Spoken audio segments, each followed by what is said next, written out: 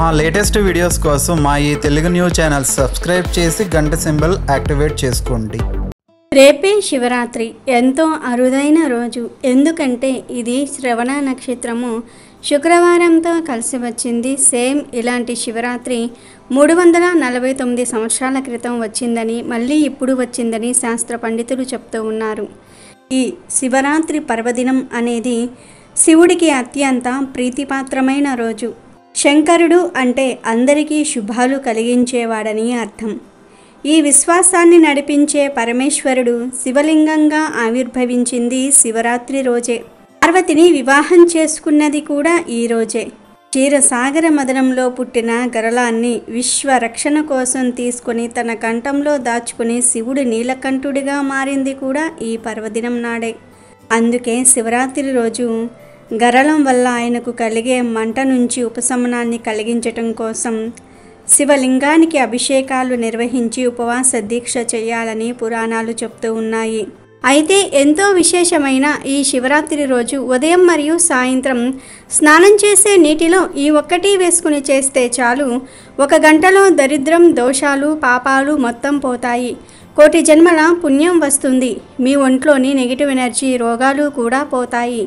అంతేకాదు ఈరోజు ఇలా స్నానం చేయటం వలన మీ ఒంటికి దివ్య శక్తులు వస్తాయి, చెడు ఆలోచనలు పోతాయి, మీ శరీరంలోని వ్యాధులన్నీ కూడా నయమవుతాయి. ఎప్పుడైతే మీరు దీనిని నీటిలో వేస్తారో అప్పుడు ఆ నీటికి అత్యంత శక్తి వస్తుంది. ఆ నీరు మీ శరీరంపై పడితే ఆ దివ్యశక్తిని మీ శరీరం గ్రహిస్తుంది. ఈరోజు ఇలా స్నానం చేస్తే మహాశివుడి అనుగ్రహంతో కోటి జన్మల పుణ్యం వస్తుంది. దేనినైనా సాధించే శక్తి వస్తుంది. మరి శివరాత్రి రోజు ఉదయం సాయంత్రం స్నానం చేసే నీటిలో ఏం వేసుకుని చేయాలి అనే విషయాన్ని ఇప్పుడు మనం ఈ వీడియోలో వివరంగా తెలుసుకుందాం. ఫ్రెండ్స్, ఫస్ట్ అయితే ఈ వీడియోకి ఒక లైక్ కొట్టి మా ఛానల్ని సబ్స్క్రైబ్ చేసుకుని మాకు సపోర్ట్ చేయండి. పూర్వము బ్రహ్మ విష్ణువులు తమలో తాము నేను గొప్ప అంటే నేను గొప్ప అని వాదించుకున్నారు. ఆ వాదనలాట కాస్త వివాదంగా మారింది. అది మరింతగా పెరిగి యుద్ధానికి దారితీసింది. ఆ యుద్ధానికి లోకాలన్నీ తల్లడిల్లాయి. దాంతో పరమేశ్వరుడే స్వయంగా రంగంలోకి దిగాలనుకున్నాడు. ఈశ్వర సంకల్పంతో ఒక పెద్ద జ్యోతిర్లింగం బ్రహ్మ విష్ణువుల మధ్య వెలసింది. బ్రహ్మ విష్ణువులు ఇద్దరూ లింగాన్ని సమీపించారు. అప్పటి వరకు వారి మధ్య ఉన్న ఆధిపత్య పోరు తాత్కాలికంగా సద్దుమణిగింది. ఆ మహాలింగం మొదలు తుది తెలుసుకోవాలన్న ఆసక్తి వారిద్దరికీ కలిగింది. బ్రహ్మ హంసరూపం ధరించి లింగం అగ్రభాగాన్ని చూడడానికి, విష్ణువు వరాహ రూపంలో ఆదిని కనుగొనడానికి బయలుదేరాడు. బ్రహ్మకు ఎంతవరకు లింగం అగ్రభాగం కానీ మొదలు కానీ కనిపించలేదు. ఇంతలో లింగం పక్క నుంచి ఒక మొగలి పువ్వు జారి కిందకు రావటం చూసి బ్రహ్మ దాని ఆపి బ్రహ్మకు విష్ణువుకు నడుమ జరిగిన వాదాన్ని వివరించి సహాయం చేయమని అడిగాడు. ఆవు కనబడితే అదేవిధంగా చెప్పి ఆ లింగం అగ్రభాగాన్ని చూపినట్లుగా విష్ణువుతో చెప్పేటప్పుడు అది నిజమేనని సాక్ష్యం ఇవ్వమని ప్రాధేయపడ్డాడు. దాంతో ఆవు మొగలి పువ్వు సాక్షాత్తు సృష్టికర్తయే తమను బ్రతిమలాడేసరికి కాదనలేక సరే అంటాయి. రెండూ కిందకు దిగి వచ్చేసరికి విష్ణువు తాను ఆ లింగం మొదలు చూడలేకపోయాను అని ఒప్పుకున్నాడు. కానీ బ్రహ్మ తాను లింగం అగ్రభాగాన్ని చూశానని, కావాలంటే ఆవును మొగలి పువ్వును అడగమని చెప్పాడు. అప్పుడు నిజమే అంది మొగలి పువ్వు. బ్రహ్మదేవుడి మాటను కాదనలేక ఆయన లింగం అగ్రభాగాన్ని చూశాడని ఆవు తలతో చెప్తుంది. కానీ అసత్యం చెప్పడానికి ఇష్టం లేక తోకతో చూడలేదని చెప్తుంది.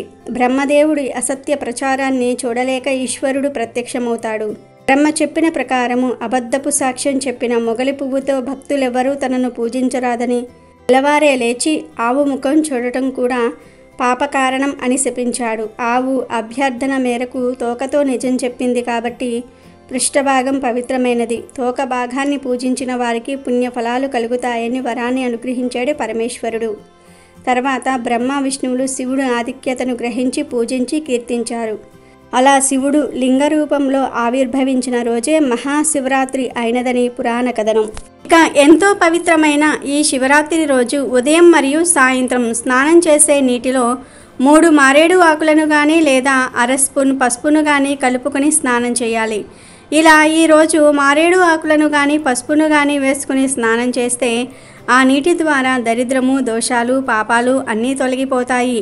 1 గంటలో జాతకం మారిపోతుంది. జన్మజన్మల దోషాలు తొలగిపోతాయి. కోటి జన్మల పుణ్యం వస్తుంది.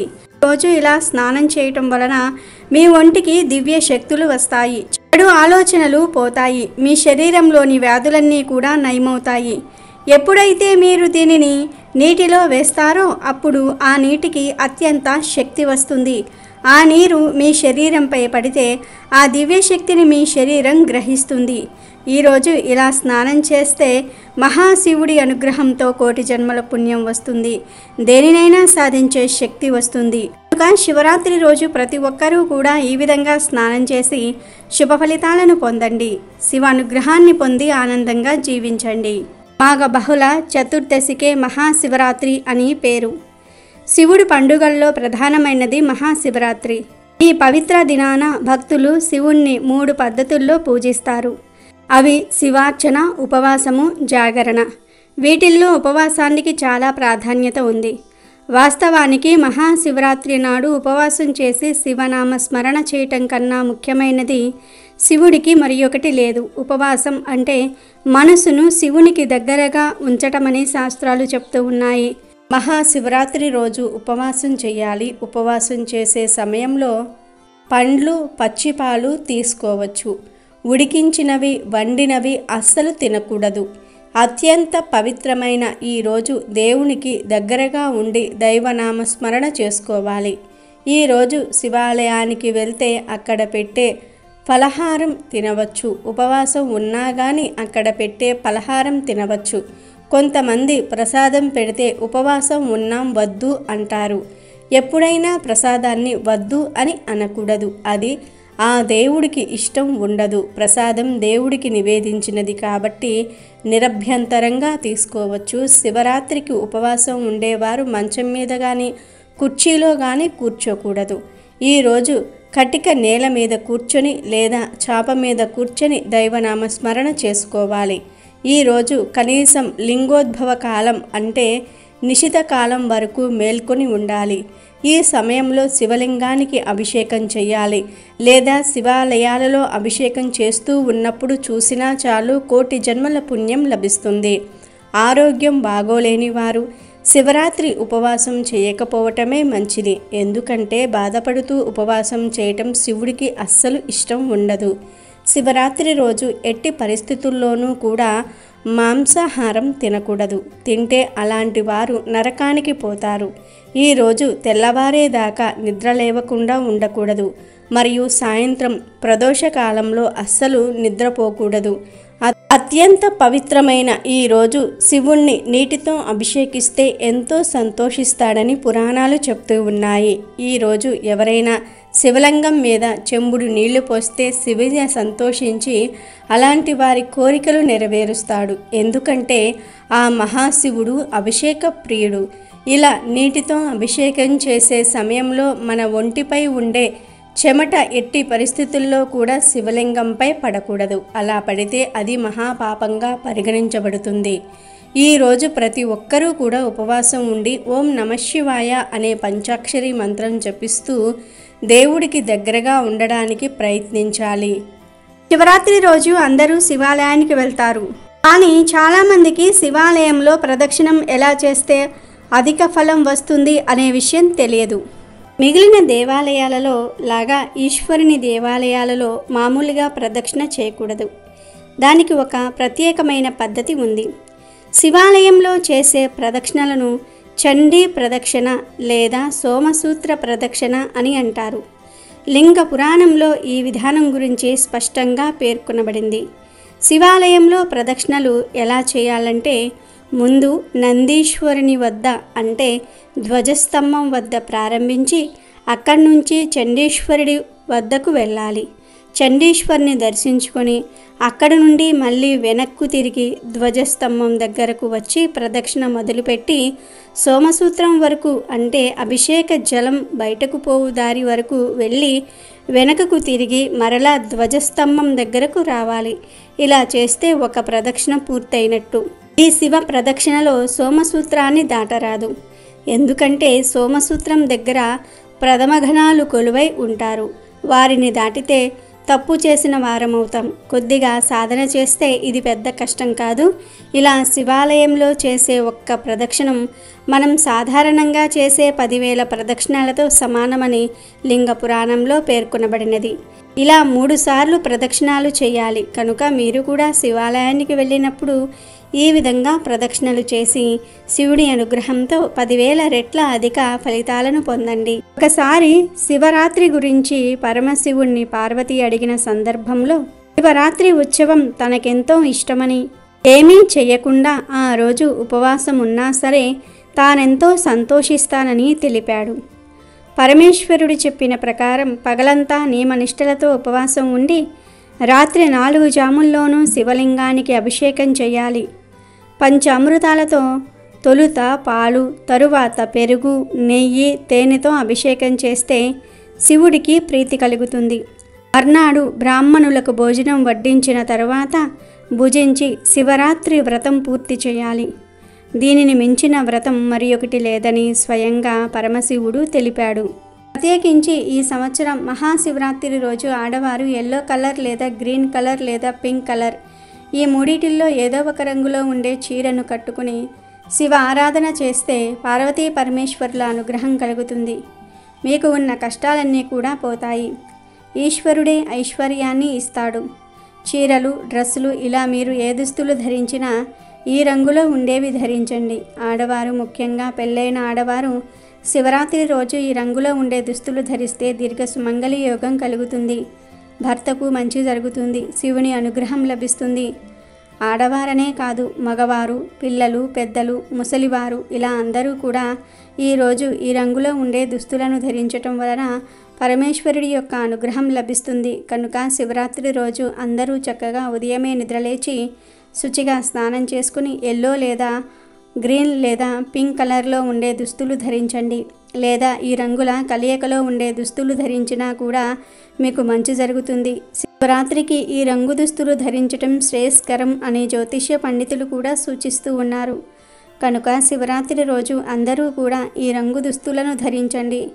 ఆడవారు, మగవారు, పిల్లలు, పెద్దలు ఇలా కుటుంబంలో అందరూ ఈ రంగు దుస్తులను ధరించి శివాలయానికి వెళ్ళండి. పరమశివుని భక్తి శ్రద్ధలతో పూజించండి. మీకంతా మంచే జరుగుతుంది. కనుక శివరాత్రి రోజు అందరూ ఈ రంగు దుస్తులను ధరించి శివ అనుగ్రహంతో సకల ఐశ్వర్యాలను పొందండి. మహాశివుడు అనేవాడు మాతృవాత్సల్యం కలవాడు. అంటే తల్లి తన బిడ్డను ఏ విధంగా రక్షిస్తుందో శివుడు అలా తన భక్తుల భక్తికి పరవశించి కోరిన కోరికలను నెరవేరుస్తాడు. మహాశివరాత్రికి పగలంతా ఉపవాసం ఉండి రాత్రి జాగరణం చేసి మరుసటి రోజు స్నానం చేసి మహానైవేద్యంగా అన్నం, కూరలు వండి దేవునికి నివేదన చూపించి పారణ చేయాలి. అంటే ఆ పదార్థాలు తిని ఉపవాసం విరమించాలి. మీరు తినడానికి ముందే బ్రాహ్మణులకు కానీ పేదవారికి కానీ భోజనం పెట్టాలి. వారెవ్వరూ అందుబాటులో లేకపోతే ఆవుకు కానీ పశుపక్షాదులకు కానీ ఏదైనా ఆహార పదార్థాలు తినిపించి ఆ తర్వాత మీరు పారణ చేయాలి. పిలిస్తే పలికే దైవం శివుడు. భోలాశంకరుడికి అభిషేకం చేయించటం ద్వారా పరిపూర్ణ జ్ఞానాన్ని, దైవానుగ్రహాన్ని పొందవచ్చునని పురాణాలు తెలుపుతూ ఉన్నాయి. అభిషేకం సమయంలో దైవ విగ్రహాల నుంచి అత్యంత విలువైన శక్తులు వెలువడుతూ ఉంటాయి. అభిషేకాలు అంటేనే దేవతలు ప్రీతి చెందుతారు.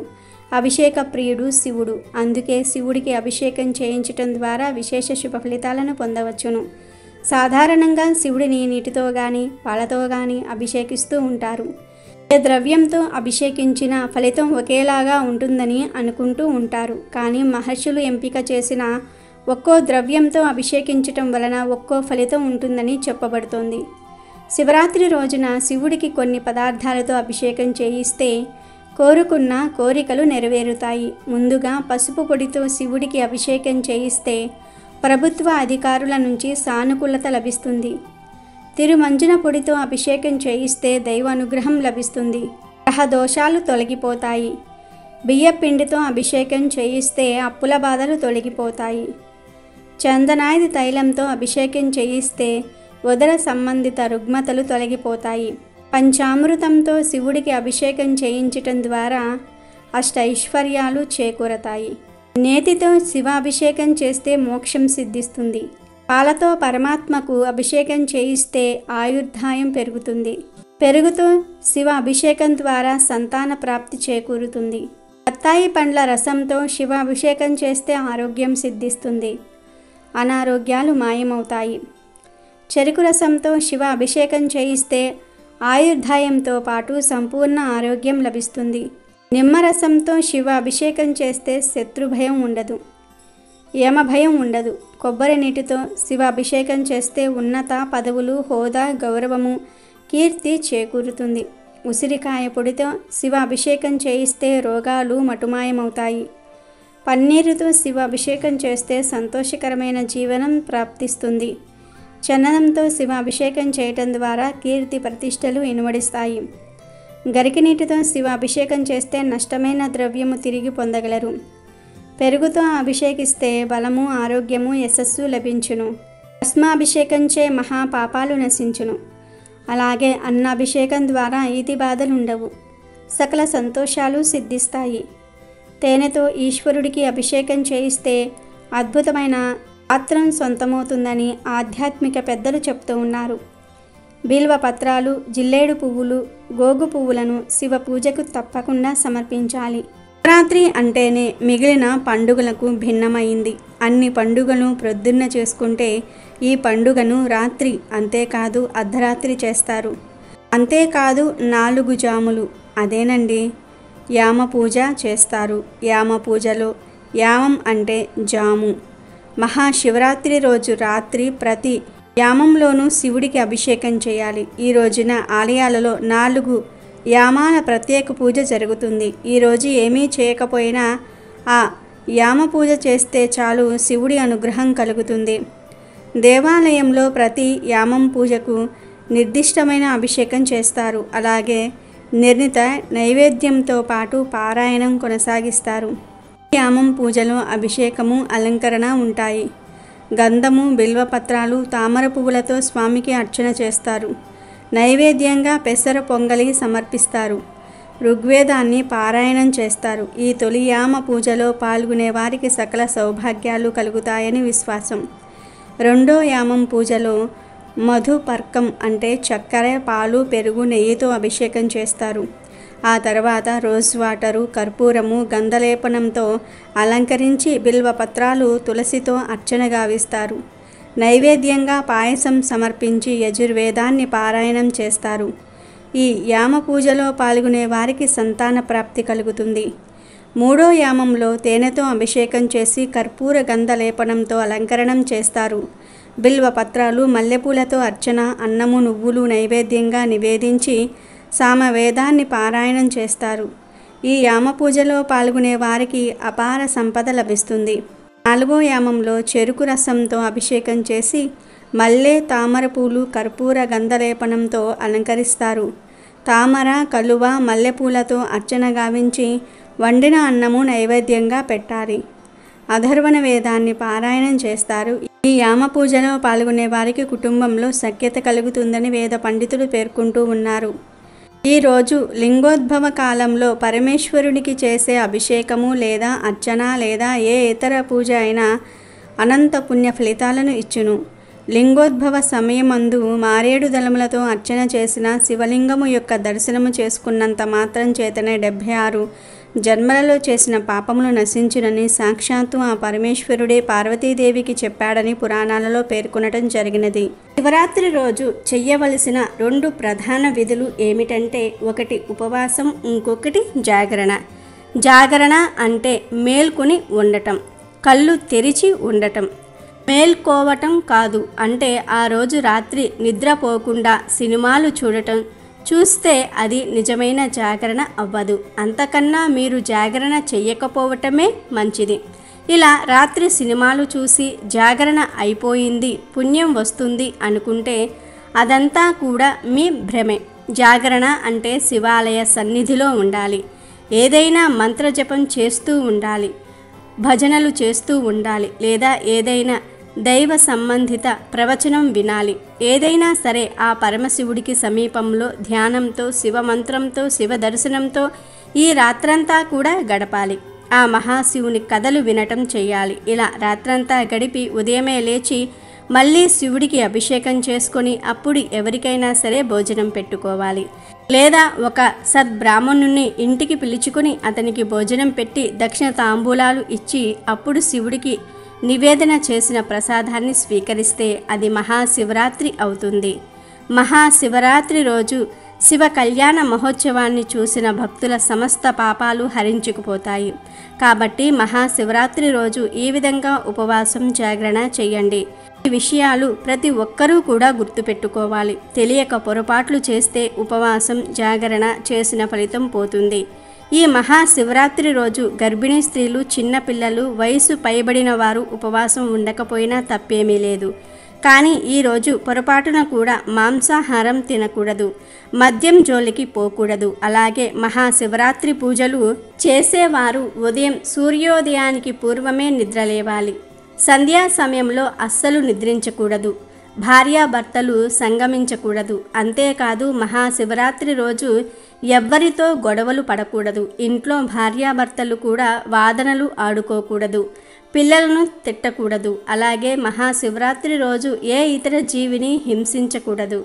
ముఖ్యంగా గోవులను కొట్టకూడదు. మహాశివరాత్రి నాడు ప్రశాంతంగా ఉండాలి. శివనామ స్మరణ చేసుకుంటూ ఉండాలి. అదేవిధంగా మహాశివరాత్రి రోజు స్నానం చేసిన తరువాత మీ జుట్టును లేదా ఆడవారైతే జడను అలాగే వేసుకోవాలి. దువ్వెన మీ జుట్టులో పెట్టుకోకూడదు. అదేవిధంగా మహాశివరాత్రి రోజు స్నానం చేసేవాళ్ళు సబ్బుతో కానీ ఇతర కెమికల్స్తో కానీ స్నానం చేయకూడదు. ఆ రోజు చిటికెడు పసుపును ముఖానికి రాసుకుని స్నానం చేయాలి. ఆడవారైతే చిటికెడు పసుపును ముఖానికి రాసుకుని స్నానం చేయాలి. మగవారైతే చిటికెడు పసుపును నీళ్ళల్లో వేసుకుని స్నానం చేయాలి. అంతేగాని ఆ రోజు సబ్బుతో స్నానం చేయకూడదు. అలాగే ఈరోజు నెలసరిలో ఉన్న ఆడవారు అస్సలు పూజలు చేయకూడదు. చేస్తే పుణ్యం కాదు కదా, పాపం చుట్టుకుంటుంది. ఆ పాపం మిమ్మల్ని 7 తరాల వరకు వెంటాడుతూ ఉంటుంది. అలాగే శివరాత్రి రోజు శివలింగంపై ఎట్టి పరిస్థితుల్లోనూ కుంకుమ వేయకూడదు. కుంకుమను ఎప్పుడూ శివుడికి సమర్పించకూడదు. శివుడు చల్లదనాన్ని కోరుకుంటాడు కనుక వేడిని పుట్టించే కుంకుమను శివుడికి ఎప్పుడూ సమర్పించకూడదు. శివ పూజలో గంధము, విభూదిని వాడాలి, కుంకుమను వాడవద్దు. అదేవిధంగా మహాశివరాత్రి రోజు చాలామంది బిల్వ దళాలతో శివుణ్ణి పూజిస్తారు. కానీ ఆ బిల్వ పత్రాలను శివరాత్రి రోజు కొయ్యకూడదు. శివుడికి కోపం వస్తుంది. శివరాత్రికి ముందు రోజే బిల్వ పత్రాలను కోసి తెచ్చుకోవాలి. అలాగే శివరాత్రి పూజలో శివుడికి ఎట్టి పరిస్థితుల్లోనూ కూడా సంపంగి పూలను కానీ తులసి ఆకులను కానీ సమర్పించకూడదు. లేనిపోని కష్టాలు వస్తాయి. ఇవే శివరాత్రి రోజు చేయకూడని పొరపాట్లు. అమెజాన్లో బెస్ట్ డిస్కౌంట్స్ కోసం వీడియో డిస్క్రిప్షన్లో లింకు ఉంది, చూడండి. అలాగే మా టెలిగ్రామ్ ఛానల్ సబ్స్క్రైబ్ చేసుకోండి.